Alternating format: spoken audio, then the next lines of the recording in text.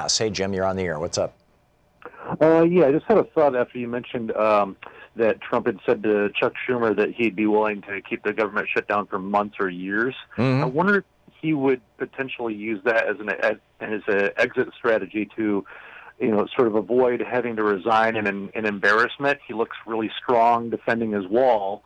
The Republicans look good for putting their country over their party by going along with the Democrats to impeach him, and he looks really good, for his base, so he doesn't have to, be embarrassed. And I don't know if you put any, do you think that has any merit at all, or? Yeah. I don't know. He's still riffied. I haven't heard his press conference. The last riff he did, his cabinet meeting the day before yesterday, it was just filled with lies and empty rhetoric.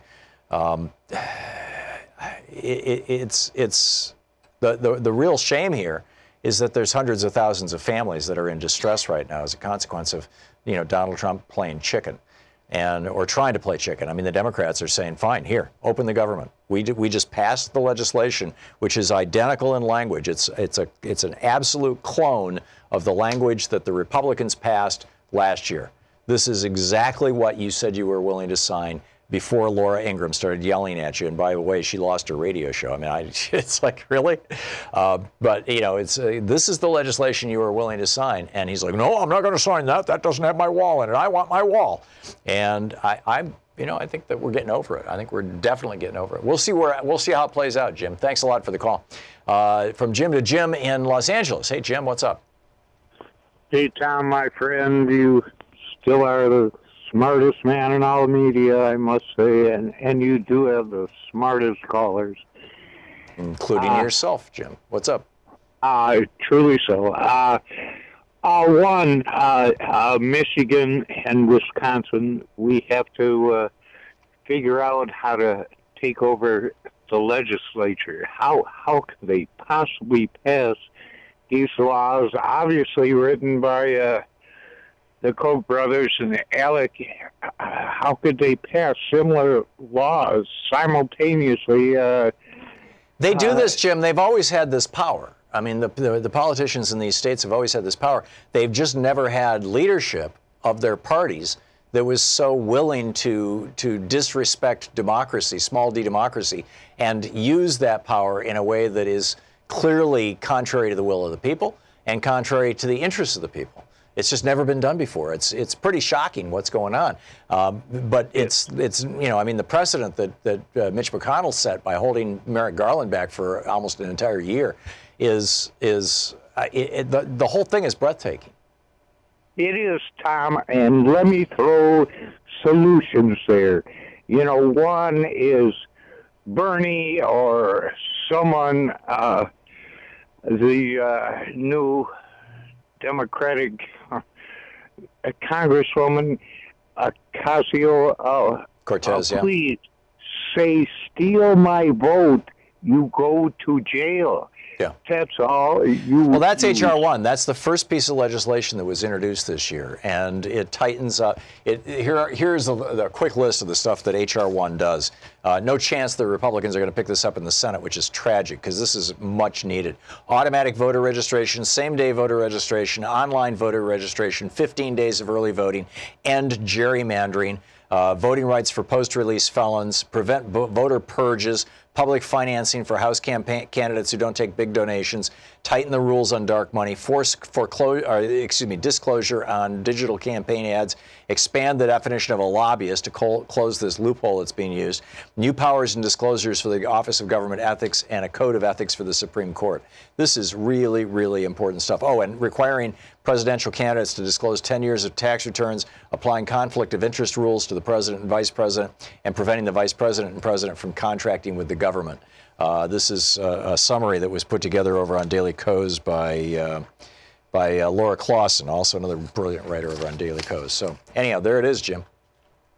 State legislatures in Michigan and Wisconsin, they're so gerrymandered. Yeah. How do we do that? Well, this federal law would actually force the states to adopt nonpartisan commissions to write their districts, to redraw their districts in a nonpartisan way. And I think its time has come. I mean, Eldridge Gerry was back in the late 1700s, or the early 1800s, drawing the map in Massachusetts to look like a salamander.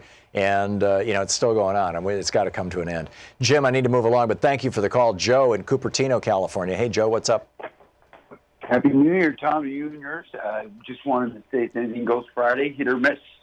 I've been very interested in your explanation in the last few days here with this PAYGO, but I follow both congressmen quite closely, and it appears there's a little difference between Roe and Congressman Pocan. I'm not sure if that's a demonstration vote from Roe that says that, he doesn't want to do PAYGO because he's got a degree in economics, and he was a Chamber of Commerce, or a Commerce Secretary in the Obama administration. I think he knows what he's talking about.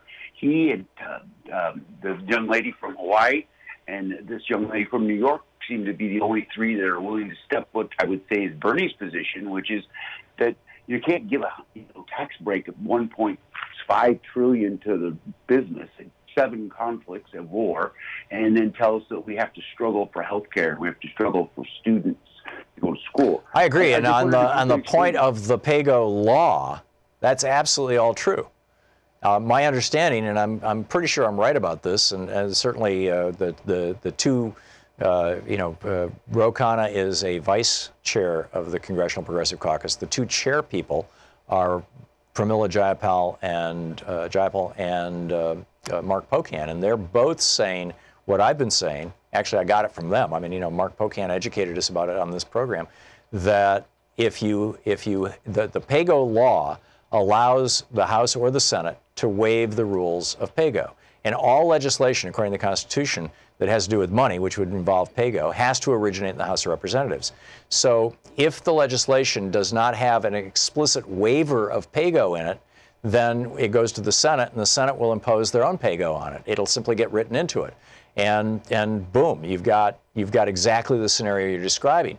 But if you keep the PAYGO rule in place in the House of Representatives, at least until you can blow up the law, and yes, we need to repeal the law, but if you keep the rule in place, then the House can pass legislation that includes a sentence in it that says, and we are using our authority under our PAYGO rule to waive the PAYGO law. So we're doing the same thing that Trump did, saying, yeah, we're going to spend $1.5 trillion and we're just going to borrow it. It's not going to be paid for as it goes.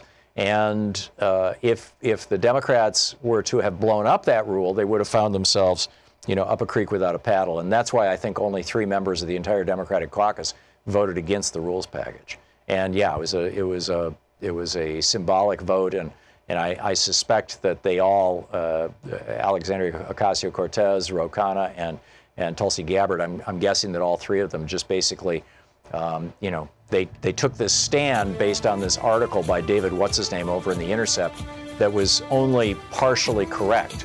And unfortunately, once you kind of take a stand, you gotta stand up and follow it or whatever. I don't know. I'm guessing, Joe, thanks for the call. I'm guessing Ro Khanna is going to be on the program next week. If he is, next Friday, okay, I'm sure this will be a topic of conversation.